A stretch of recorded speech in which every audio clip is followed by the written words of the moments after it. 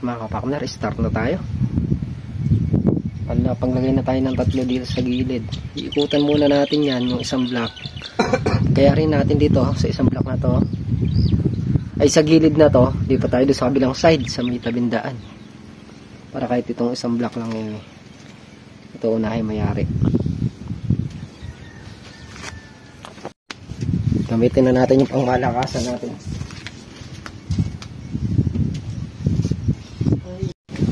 Mga kapartner, hanggang doon muna yung binutas namin. Lipat muna kami doon sa kabilang daan doon, para pag nalagyan natin yon, dito na tayo sa pinakaloob ng tutulos mamaya. Ay, grabe alikabok oh. Sobra yung alikabok.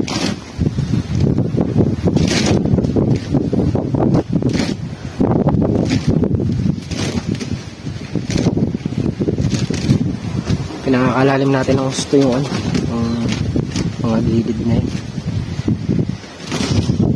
Pero kung may bala sanang maliit, yung sakto lang yung buho, ang sarap ang bukas niya. Bilis. Wala tayong balang ganun eh. Malaki yung mga bala dito. Ang simantyaga, tinatayo niya na yung mga buho. Tapos tinatabunan niya na rin. Mga kapartner, hindi tayo pwede magsimula pala sa dulo, maliligaw. Dito na tayo magsisimula sa bungad na to. Sundan na kasi natin yung ng kalamansi, para wala tayong kaligaw. Kailangan dito magsimula. Bareta na may gamit natin.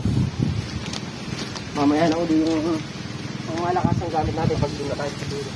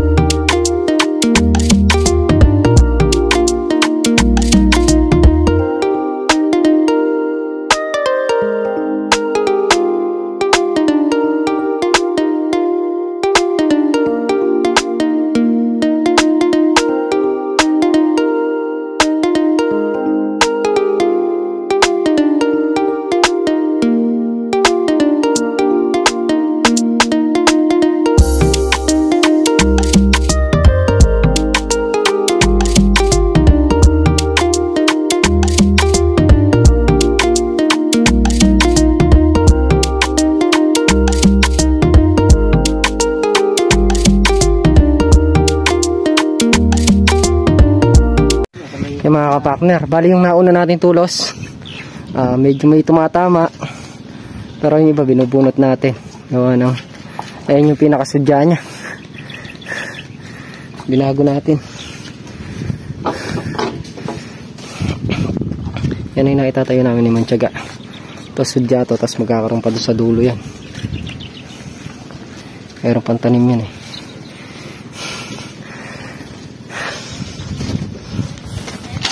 Dito na isusunod niya mga partner. Yan. Sinusundan namin yung tanim ng kalamansi. Kaya ganyan magiging tulos niyan. Pag di natin sinundan yan, maliligaw tayo. Ayun na naman yung mga manok. Kakapilang muna kami. Tapos tulos ulit. Yung mga kapartner, yung lumabas pa lang mga tanim doon, ililipat na lang namin doon. Kaya medyo malaki na. Gagawin na lang natin anuhan to, kumbaga yung batakan ng serga, tulos. Wala nang ano dyan, wala nang tatayong buko dyan. Tulos na lang gagawin dyan. Medyo nagtagal kami sa pagtatayo, gawa ng hugis kalama yung ano, yung yung lupa. Malaki dito, maliit doon. Kaya ang ginawa namin yung balag pa ganyan. Patahilis. Pag diniretso namin, hindi magtatama-tama.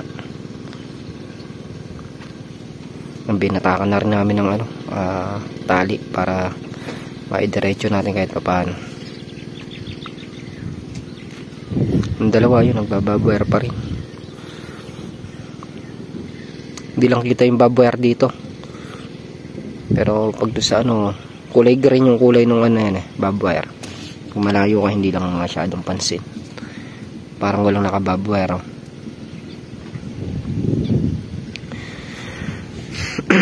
Nakapilang kami pagyayari. Diretso uli-uli tayo sa pagbabalag. Medyo makulimlim na rin. Itabutin kami ng sisilim. Magtatayo kami ng balag.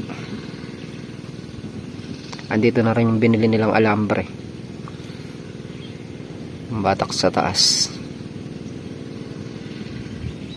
A few moments later. Nakayari na kami kape. Start na ulit tayo.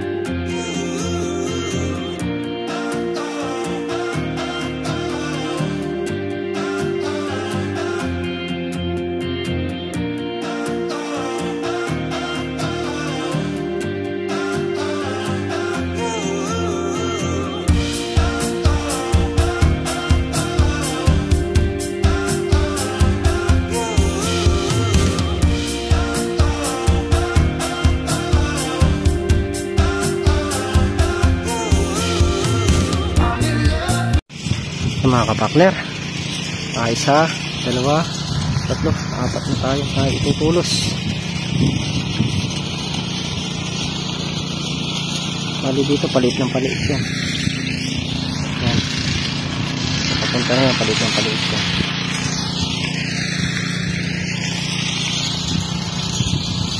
Ganyan kasi yung sistema ng yuka. Maliit gusto may gawin na yan, tapos palaki dito. Lipat lang natin yung tali natin para makuha natin yung diretso.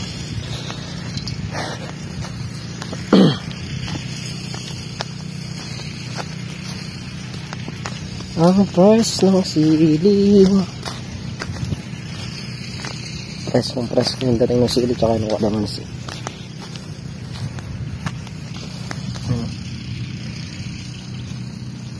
Ganda. Dito na tayo mga kapakner, nasa isang tubing ngayon.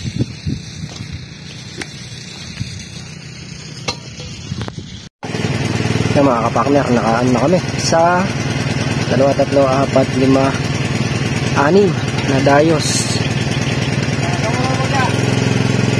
Ano pa?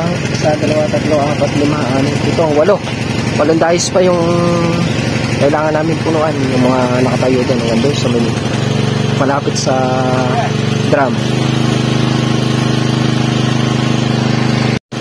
Gagamitan ko na ng barena para mapabilis. Pagka nayari natin yung tinayo natin poste na yun hanggang sa may dulo, halos kalahati na yung nababalagan. Hindi kami sana nagkamali kanina ng pagbabalan, baka nangyari na namin ng kalahati. Sinugalan namin kanina kasi yung poste, yung mga twin post, hindi pala pwedeng sugalan yun kasi medyo maliit yung lupa doon, dito malaki. Kaya nagkamali tayo.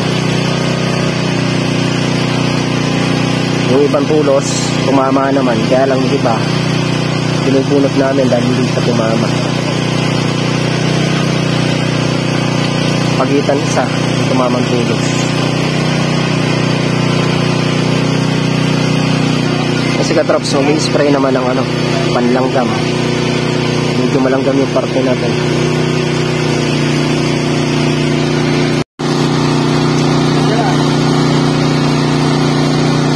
Power spray yung gamit nila para mabilis.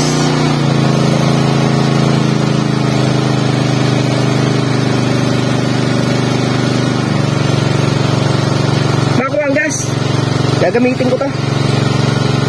Nawawala yung pantakan eh. Hindi ko makakita. Saan ba nilagay yung nilagay nila?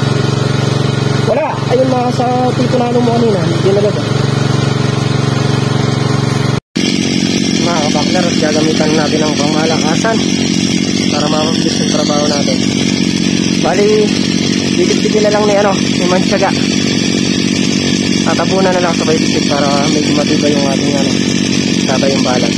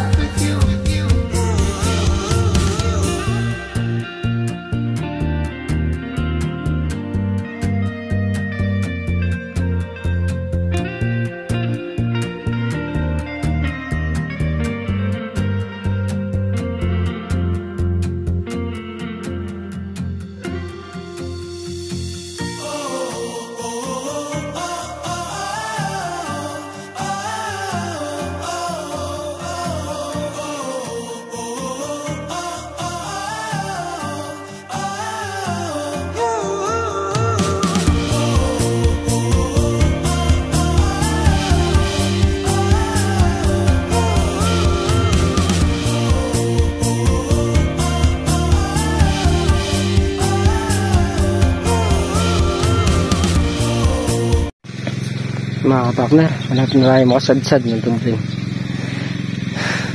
Pahaba kasi ng pahaba ito eh.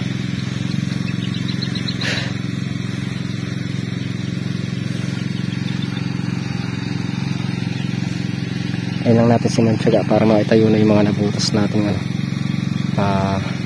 buho. Lagay na yung mga buho.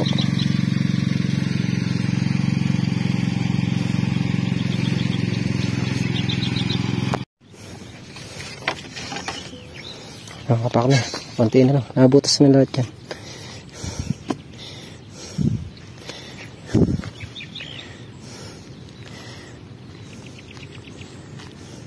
Lipat pa natin yung isang tali, isang ano pa,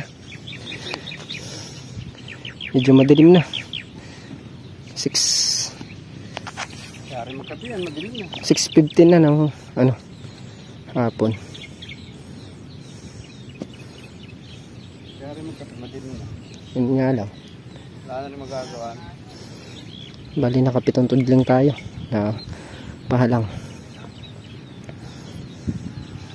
Ipit na lang namin yung gamit, bukas naman.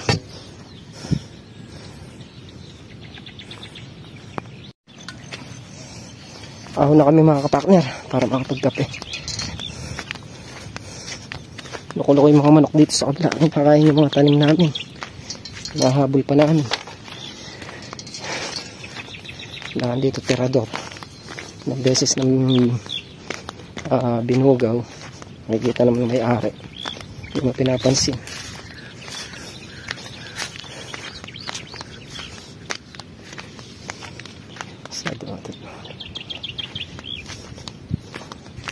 Pito. Ito din ay nangyari natin.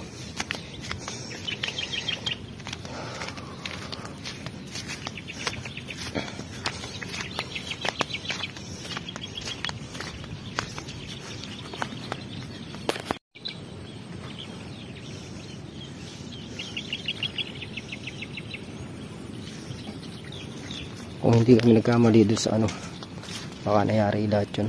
Yung mga nakatayo na yan, nagkamali tayo sa unang butas.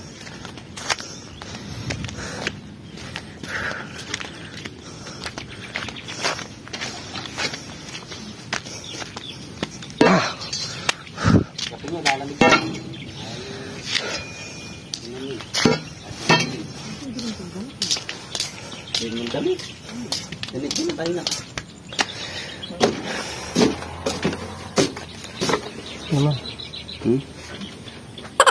Sikat eh. Ayun na. Saan gali tubig mo? Hindi sa inom eh. Kape po tayo.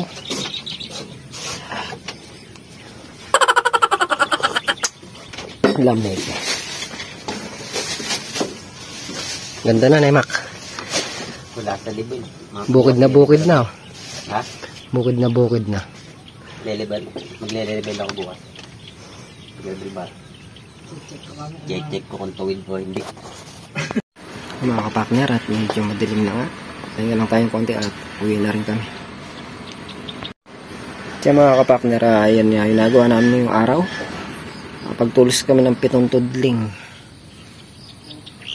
Bukas sa baka sakali mayari namin maghapon. Muli, thank you po sa patuloy niyong suporta. Hanggang dito na lang aming simpleng video. Ingat po kayo parati at God bless. Bye bye.